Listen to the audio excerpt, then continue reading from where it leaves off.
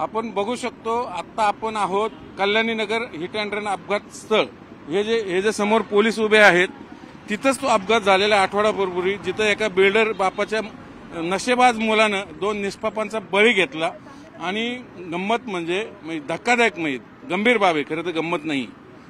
त्या मुलाला बालहक्क न्यायालयाने शिक्षा काय दिली त्या अल्पवयीन मुलाला, तर 300 शब्दाचा निबंध लिहा आणि वाहतुकीचं नियमन कर। या आश्चर्यकारक शिक्षेमुळे फक्त पुणेकर नाही संपूर्ण महाराष्ट्रामध्ये एक संतापाची लाट उसळली। प्रचंड चिडले, तू 2 जीवांचा बळी घेताय हा आरोपी, आणि तोही दारूच्या नशेत, महागडी गाडी, सगळं बिल्डर स्टेटस, सगळं पैशाचा माज ज्याला आपण म्हणतो, उन्माद, त्या आरोपीला तुम्ही शिक्षा काय देता, तर अवघ्या 300 शब्दाचा निबंध लिहिण्याचं। हे सगळी संतापाची लाट उसळल्यानंतर आपल्याला माहिती महाराष्ट्रभर याच्यावर रोष व्यक्त झाला। मग प्रशासन खडबडून जागा झालं, पोलीस पुन्हा त्याला कोर्टात कलम वाढून त्याला रिमांड होममध्ये टाकलं गेलं। त्याच्या बापालाही अटक झाली, त्याच्या आजोबालाही अटक झाली। अख्खे अग्रवालांच्या 3 पिढ्या आता सध्या बिहाइंड द बार आहेत। पण इथून पुढे तरी अशी शिक्षा देऊ नये कोर्टाने, बालहक्क न्यायालयाने। म्हणून इथं युवक काँग्रेसने एक अनोखी स्पर्धा घडवली, विडंबना ज्याला आपण उपासात्मक म्हणू, निबंध स्पर्धा।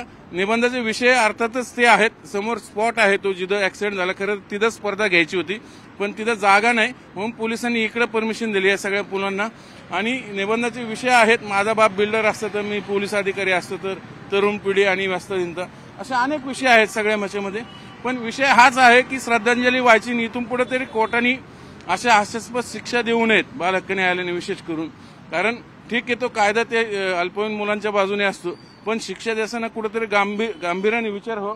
ताई आपल्यासोबत, ताईने पहिल्यापासून हे प्रकरण लावून धरलं होतं। ताई काय सांगसाल, हे सगळं आता निबंधाची स्पर्धा घेतो आपण? हे बघा, ही निबंधाची स्पर्धा म्हणजे उपहासात्मक आहे।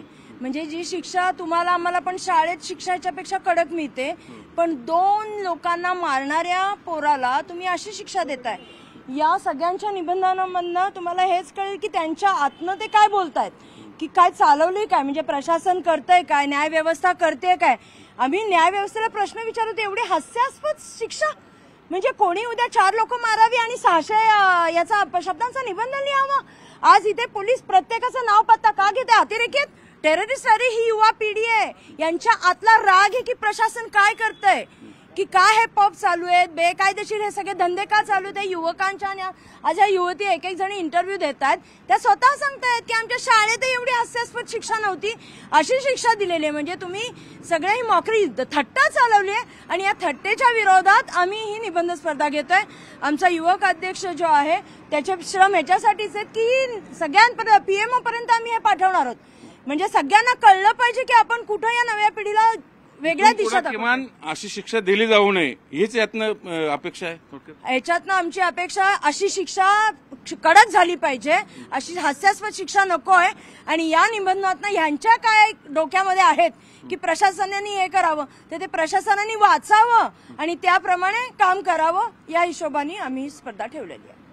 आपण आता काही स्पर्धकांशी बोलूया। बघा, ही चिमुरडी पण काय, कुठला विषय घेतला तुम्ही निबंधासाठी? माझा विषय की भारतातील कायद्याच्या पुढे समानता राहिली आहे का म्हणून। तर माझं तरी मत आहे, जेन्युनली मला असं वाटतं की अजिबात कायद्यासमोर समानता राहिलेली नाहीये। गरिबांसाठी वेगळा न्याय, श्रीमंतांसाठी वेगळा न्याय।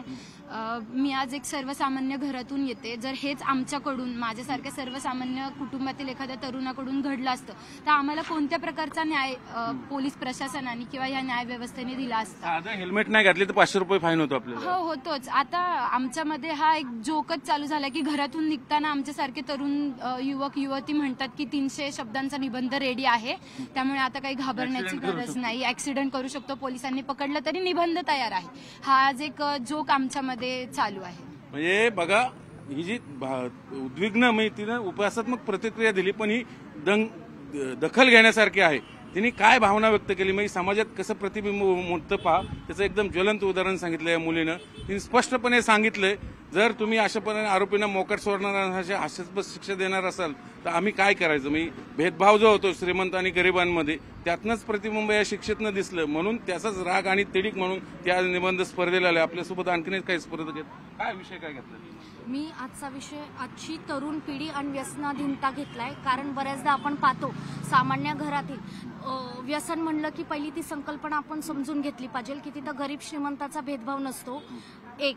आणि दुसरा मुद्दा असा, व्यसन हे कुठल्याही गोष्टीचं अति प्रमाणात केलं तर ते धोकादायक ठरतं. घटनेबद्दल काय सांगा? घटनेबद्दल इतकंच सांगेल की ज्या वेळेस जर आमच्यासारखी पिढी जी घडत आहे आणि ती बघतीये जर काही गोष्टी श्रीमंताच्या बाजूनी घडतायत तर मग आम्ही त्याच प्रतिक्रिया देणार की ज्या आम्हाला दिसत आहेत. आणि प्रश्न पण बघा ना, एफ आय आर आधीची जी FIR होती, एका केसला 2 FIR का? जरी आम्हाला कायद्यातज्ञ आम्ही नसू तर त्या कॉमन गोष्टी आम्हाला कळतात ना. तर मग तो प्रश्न आमच्यासारख्या तरुणांच्या मनात निबंध काय विषय घेतला? तरुण पिढी आणि व्यसनाधीनता. बघा, प्रत्येकाने जरी विषय असला, माझा बाप बिल्डर असला तरी तो विषय टाळून हे तरुण विषय काय घेतात? व्यसनाधीनता.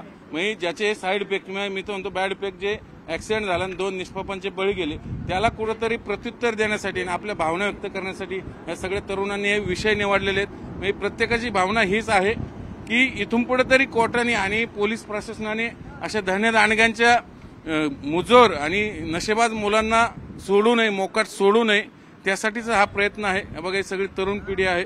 काय विषय काय घेतला तुम्ही? भारतात खरंच न्याय कायद्यापुढे समानता राहिली आहे का? म्हणजे बघा, प्रतिबिंब काय मिळतंय बघा. आजच्या या घटनेवरून असं दिसलं की धनगरचा मुलगा होता म्हणून रात्री 3:30 वाजता आमदार साहेब पोलीस स्टेशनमध्ये जातात, त्यांना सोडवतात. सर्वसामान्यांच्या किती प्रश्नासाठी हे प्रशासकीय व्यवस्था आणि आमदार उभे राहतात. दुसरं असं की ते श्रीमंत होते तर त्यांच्यासाठी सर्व यंत्रणा उभी राहून त्यांना यातून कसं वाचवावं हे पाहिलं गेलं. तर गरीब असतात तर त्यांच्या आईवडिलांना न्यायालयाच्या खेटे घालावं लागले असत्या, मनस्ताप आईवडिलांपर्यंत गेला असता.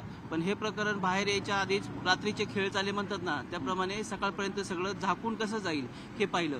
परंतु सुजन नागरिक सगळे तिथं असणारे उपस्थित असणाऱ्यांनी हा आवाज उठवून सगळं बघा, सगळ्यांची उद्विग्नता याच्यातनं स्पष्ट होते. आता साधारण 100-150 विद्यार्थी या निबंध स्पर्धेत, उपासात्मक निबंध स्पर्धेत सहभागी झालेले आहेत. समोर पाटीस लावलेले, पैशाने माजलेले धनधानगे, कर्तव्य विसरलेले कर्मचारी, झोपलेली मनपा, बेफिकीर अन्न व औषध प्रशासन, सुस्त RTO, या सर्वांना जागा करण्यासाठी आम्ही लिहितोय निबंध. आपल्यासोबत हे निबंध स्पर्धेचे आयोजक आहेत. आपण त्यांना विचारा, नेमकं उद्देश काय आहे राहुल? ह्या सगळ्या तुम्ही खाटाटोप केलाय, कशासाठी? सुज्ञ नागरिकांना जी गेल्या 7 दिवसापूर्वी जी घटना घडलेली, नागरिकांना हे पण कळलं पाहिजे की जे गोरगरीब जनता आहे आणि जे श्रीमंतांचे लोक आहेत, म्हणजे जे श्रीमंत आहेत, बिल्डर लोक आहेत, तर त्यांच्यात आणि आपल्यात काय फरक आहे? त्यांना न्याय व्यवस्था कोणत्या पद्धतीने न्याय देते, आपल्याला कोणत्या पद्धतीने न्याय देते? एखाद्याने जर ऍक्सिडेंट केला आणि 2 निर्जीवांचा जर जीव घेतला तर त्यांना शिक्षा म्हणून निबंध लिहिला होते. निष्पापांना त्यांना शिक्षा म्हणून त्यांना निबंध लिहिला होते. तर निबंध ह्याच्यासाठी लिहितोय की येणाऱ्या पिढीने ते निबंध, म्हणजे त्यांनी त्यांची भावना व्यक्त करावी. हो, स्पॉट समोर आहे. त्यांनी त्यांच्या भावना व्यक्त करावं, त्यासाठी निबंध स्पर्धा केली. बक्षीस किती आहे? 11,000 रुपये बक्षीस आहे. पहिलं, दुसरं बक्षीस 7,000 आहे, तिसरं बक्षीस 5,000 रुपये. विषय काय काय? विषय आहे की माझा बाप जर बिल्डर असता, दारूचे दुष्परिणाम, जे त्या 2 निष्पापांचे जीव गेले, त्यांचे खरे मारेकरी कोण, हे प्रशासन झोपलेलं आहे का? RTOची नंबर पासिंग नसताना त्यांनी गाडी बाहेर कशी काढली, असे 8 ते 10 विषय, त्या 8 ते 10 विषयावर त्यांनी निबंध. रिस्पॉन्स कसा आहे? रिस्पॉन्स खूप चांगला आहे. काल रात्रीपासून मला 700-800 फोन आलेले आहेत. लोक बऱ्यापैकी बाहेरून पण येत आहेत आणि लोकांचं आता तुम्ही बघितलं असं नाही की 200-400 लोक आता इथं पोहोचलेले आहेत. आता हे निबंध लिहून कुठं पाठवणार, कुठं काय करणार? प्रशासनाला देणार काय? आम्ही हे गृहमंत्र्यांना देणार, CP ऑफिसला पाठवणार आणि सोशल मीडियावर ज्यांचे पहिले फर्स्ट, सेकंड, थर्ड प्राइज निघलेले त्यांचे सोशल मीडिया आम्ही ते हे करणार आहेत.